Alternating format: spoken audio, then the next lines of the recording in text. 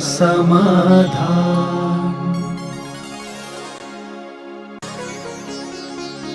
नमोस्तु गुरुदेव। शंका रूपी रावण से हम कैसे बचें? शंका के रावण का तो दो ही अर्थ होते हैं।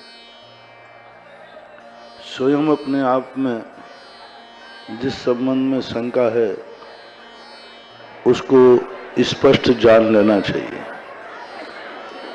जो तुम्हारे समर्थ के हो उसमें आपके जो बड़े जन हैं, जो बड़े लोग हैं, जिस क्षेत्र में वो तुमसे आगे हैं, उनकी बात को यथावत स्वीकार करके अपनी शंका का समाधान कर देना चाहिए।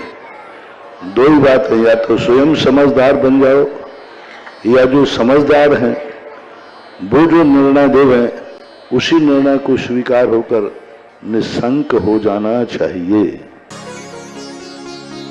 नमोस्तु गुरुदेव। नवनीत को अभक्ष्य माना गया है, तो फिर नवनीत से निकला घी भक्ष्य कैसे हो सकता है? नवनीत अभक्ष्य एक अंतर मुहूर्त के पहले नहीं है। नवनीत बनने के बाद एक अंतर मुहूर्त के बाद वह अभक्ष्य की कोटि में आता है।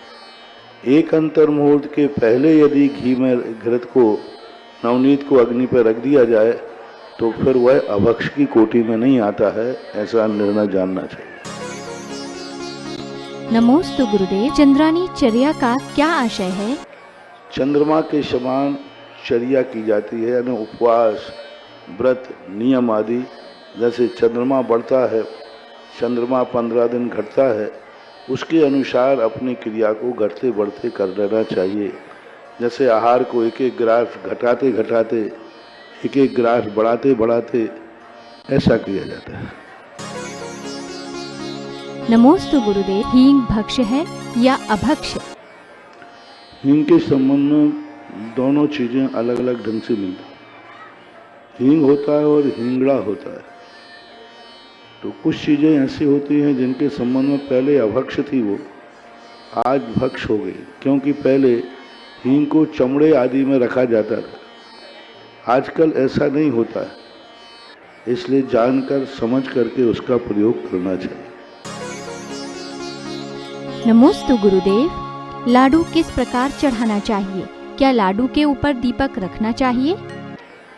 लाडू का तरीका है, आधे मटके के समान लाडू को बनना चाहिए। जैसे तसला होता है, पूरा गोल नहीं बनना चाहिए। आधे मटके को भर करके आधा मटके का आकार, यानी तबला के आकार का उसको होना चाहिए। उसमें बेसन आदि से नहीं बनना चाहिए, शुद्ध शक्कर का बनना चाहिए। क्योंकि आधे तबले के अनुसार बनने का अर्थ है शुद्ध शिला का आकार, शुद्ध शक्कर का ही बनना चाहिए।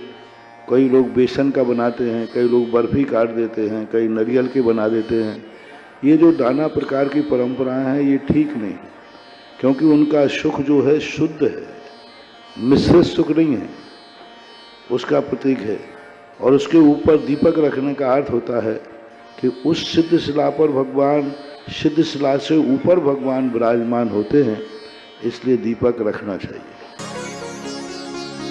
नमोस्तु गुरुदेव। अतिशयकारी पुण्य क्या होता है? पुण्यानुबंधी पुण्य को ही, जब वह पुण्यानुबंधी पुण्य मोक्ष मार्ग की तरफ प्रेरित करता है तो उसे अतिशय पुण्य कहते हैं, सातिशय पुण्य कहते हैं।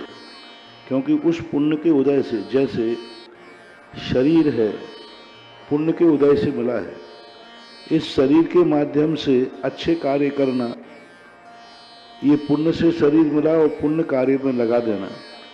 दूसरा, इसी शरीर से संयम धारण करके तपस्या और साधना करना, ये सातिशय पुण्य कहलाता है। जब इस शरीर के पुण्यानुबंधी पुण्य के ही दो भेद हैं। एक पुण्यानुबंधी शुभ क्रियाओं में लगता है, जैसे आप लोग, और हम लोग जब पुण्य का उपयोग करते हैं तो तपस्या में करते हैं, मोक्ष मार्ग में करते हैं, रत्नत्रय के लिए करते हैं, तो वह सातिशय पुण्य कहलाता है। और ऐसे सातिशय पुण्य को अपन कहते हैं। और पुण्यानुबंधी पुण्य दृष्टों के भी होता है। सातिशय पुण्य मोक्ष मार्ग की तरफ प्रेरित करता है, ऐसा मानना चाहिए। नमोस्तु गुरुदेव। पृथ्वी पर फूल तो बहुत होते हैं, मगर श्री जी कमल के फूल पर ही विराजमान क्यों होते हैं? कमल का फूल एक प्रशस्त माना जाता है पूजा की दृष्टि से। पूजा की दृष्टियों में कमल को हमेशा पसंद, जैसे फलों में सर्वश्रेष्ठ नारियल होता है, ऐसे ही पूजा में सर्वश्रेष्ठ कमल को माना गया है। इसलिए कमलासन, और उसका आकार भी कमल का बड़ा होता है, उसकी कलियां भी बड़ी होती हैं, और कमल सबसे बड़ी चीज है। कमल अपने लिए कभी नहीं खिलता, वो सूर्य को देख करके खिलता है, इसलिए उस कमल की एक विशेषता होती है। सूर्य को यानी दूसरे को ऊंचाइयों पर देखकर खिलता है, प्रकाश को देख करके खिलता है। तो वो सद्गुण, जैसे भगवान सारे जगत का कल्याण करते हैं, इसलिए उनके तो कई मनोवैज्ञानिक गुण भी हैं, कई सामान्य सगुण की अपेक्षा भी है, और उसकी मंगल स्वरूप के अंतर्गत भी। नमोस्तु गुरुदेव। रावण के लिए वर्तमान में नरक गति का बंध है। उसने ऐसा क्या पुण्य किया कि भविष्य में तीर्थंकर प्रवृत्ति का बंध बना? हम ऐसा क्या करें जिससे हम इस भव सागर से पार हो सकें? पहली बात तो रावण ने अभी तीर्थंकर प्रवृत्ति का बंध किया नहीं, आकर करेगा। दूसरी बात है, रावण के जीवन में एक भूल उससे हुई थी निदान बंध के कारण, लेकिन वो निदान बंध के कारण उसे नरक जाना पड़ा। बाकी उसके जीवन में वैयावृत्ति, दान आदि बहुत सारे ऐसे कार्य किए हैं जिन कार्यों से उसका पुण्य इतना प्रबल है कि आगे वह तीर्थंकर बनेगा। इसलिए रावण की एक बुराई, कभी कभी व्यक्ति नरक चला जाता है या जेल चला जाता है, तो ये मत समझना कि वो जेल कारण से वह पापी है। कभी कभी एक भूल उसको जेल भेज देती है, बाकी जेल में रह करके भी वो इतना पुण्य कमा लेता है, इतना पुण्य कमा लेता है कि आगे आकर के उसका सारे के सारे वह पाप क्षय को प्राप्त होकर पुण्य को प्राप्त हो जाता है। आप लोगों को सबसे बड़ा कार्य करना चाहिए, गृहस्थी में रह करके जो आप लोग कुछ कार्य आप लोगों को करना पड़ते हैं, जो दोष होते हैं, उससे कई गुना जाकर के आपको परिणामों में विशुद्धि करना चाहिए। दूसरी बात, अशुभ कार्यों को करना भी पड़ता है तो उसको अशुभ मानकर करना चाहिए, उसको मार्ग मानकर नहीं करना, ये मजबूरी मान के करना। दोष को दोष मान के किया जाता है तो वो दोष एक दिन छूट जाता है, और दोष को गुण मान के करते हैं तो वह कभी छूटता नहीं है। यह विचार करना चाहिए। नमोस्तु गुरुदेव। भव्य कौन है अभव्य के अभव्य समशरण में जा सकता है? भव्य और भव्य का निर्णय सामान्यतः छद्मस्त नहीं कर सकता, केवल ज्ञान ही कर सकते। समोषण में अभव्य जा सकता है। अंतिम जो श्री मंडप होता है, स्तूप होते हैं, अभव्य कूट होता है, वहां तक जाएगा, भगवान के दर्शन नहीं कर पाएगा, अंतिम श्री मंडप में प्रवेश नहीं करेगा। अभव्य कूट के बाद स्तूप आते हैं, उन स्तूपों के बाहर ही वह रह जाएगा, लेकिन पहले के जो 7 परकोटे हैं उन परकोटों तक वह पहुंच जाएगा, लेकिन अंतिम श्री मंडप में नहीं पहुंचेगा, जहां 10-12 सभाएं होती हैं, भगवान का छवि प्रवचन आदि होते हैं, वहां तक नहीं जाता। नमोस्तु गुरुदेव। जो शांति धारा का वाचन करता है वो शांति धारा को देख नहीं पाता, तो क्या उसे पूरा पुण्य मिलेगा? बांचने का पुण्य लगेगा, देखने का नहीं मिलेगा, क्योंकि हमारे यहाँ पुण्य के अलग अलग नंबर होते हैं। एक पेपर होता है, उसमें हर प्रश्न के अलग अलग नंबर होते हैं। इसी प्रकार जितनी क्रियाएं वो करता है, पढ़ रहा है तो वचन के तो उसको मिलेगा, नेत्र इंद्री के जो पुण्यबंध है वह गौण हो जाएगा। इसलिए अच्छा है जल्दी जल्दी याद कर लेना चाहिए, जिससे बाँच भी लेगा और देख भी लेगा। नमोस्तु गुरुदेव। कुछ सैधर्मी लोग मंदिर निर्माण में धनराशि बोलकर बाद में ये कहकर मुकर जाते हैं कि हमारी शक्ति नहीं है, तो ऐसे लोगों को दोष लगता है क्या? बहुत दोष लगता है, बोलने के बाद राशि को नहीं देना बहुत बड़ा निर्माण का दोष आता है। आज वो अपने आप को कह रहे हैं कि मेरी शक्ति नहीं है, तो नियम से एक दिन ऐसा आ जाएगा कि वे सही में इतने गरीब हो जाएंगे कि दान देने लायक ही नहीं रहेंगे, क्योंकि उनकी इतनी गरीबी आएगी, इतनी आएगी कि वो दान देने लायक ही नहीं रहे, क्योंकि उन्होंने एक बार दान का अपमान किया है, एक बार उन्होंने बोले हुए दान की उपेक्षा की है, एक बार उस दान को नहीं देने के उन्होंने जो उपेक्षा की है, उसका परिणाम ये निकलेगा कि धीरे धीरे उनके चारों तरफ से अशुभ कर्म के उदय आएंगे कि वे 1 रुपया भी दान देने लायक नहीं रहेंगे। ऐसी असमर्थता उनको आ जाएगी। इसलिए कभी भी हो, बोले हुए दान को अपन को जैसे बने तैसे जल्दी चुकाना चाहिए, देना चाहिए। कुछित कदाचित कोई असमर्थता ऐसी आ जाती है तो समाज में गुरुजनों के पास बैठ करके उसका समाधान आदि कर लेना चाहिए। नमोस्तु गुरुदेव, हम ऐसा क्या करें कि जल्दी से जल्दी इस भव सागर से पार हो जाएं? जब फंसने की बात कह रहे हो कि जब पार हो जाए, अब इसका एक ही तरीका है कि आप अपने घर में जो छोटे बच्चे हैं, बिटियां हैं, उनको कहना चाहिए बेटा हम तो फंस गए तो फंस गए, अब तुम मत फंसना, तुम सीधे आचार्य गुरुदेव विद्यासागर के पास जाकर के अपना जीवन सफल करना, यही अब तुम्हारा कर्तव्य है। नमोस्तु गुरुदेव, क्या आपके सारे धार्मिक कार्य पंच कल्याणक आदि गुरुदेव के आशीर्वाद से होते हैं? इसके लिए तो सारा भारत सागर है और सागर हमें सारा भारत है।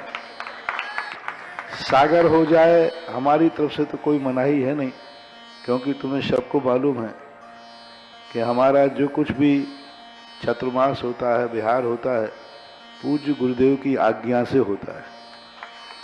उनके आदेश और निर्देशों पर वो जहाँ के संदेश देते हैं, हमें वहाँ जाने में कोई बाधा नहीं है।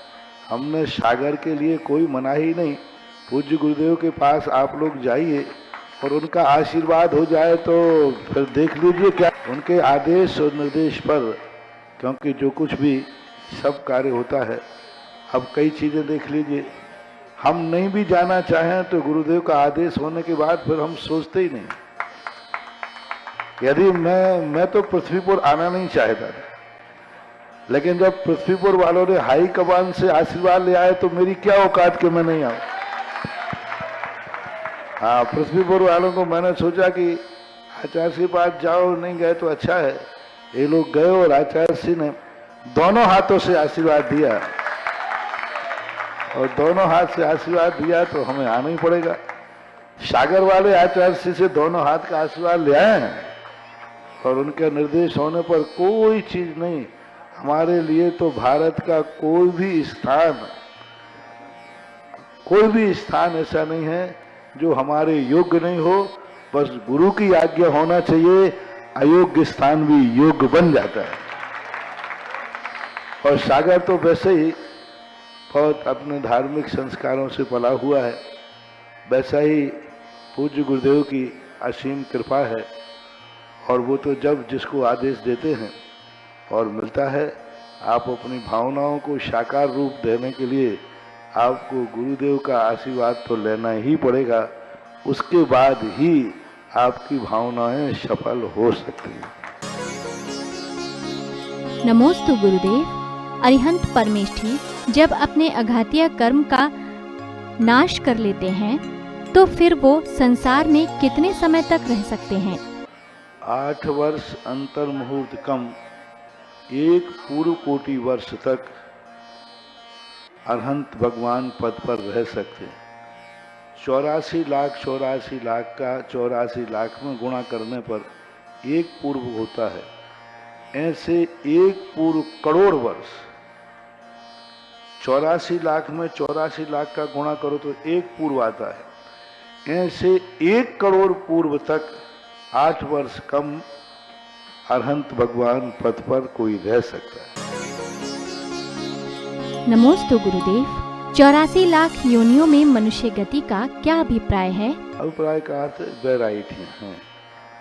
जैसे खेत की मिट्टी होती ना, तो अलग अलग प्रकार की मिट्टी होती है। जैसे गेहूं होता है, नाम गेहूं है लेकिन अलग अलग प्रकार का गेहूं होता है। ऐसा ही ये जहाँ जीव उत्पत्ति होता है, उस जीव की उत्पत्ति का जो मटेरियल है वो 14 लाख प्रकार का होता है। जहाँ जीव जन्म लेता है, जैसे मिट्टी है तो कहते कितने प्रकार की मिट्टी है, इतने प्रकार की मिट्टी में गेहूं हो सकता है।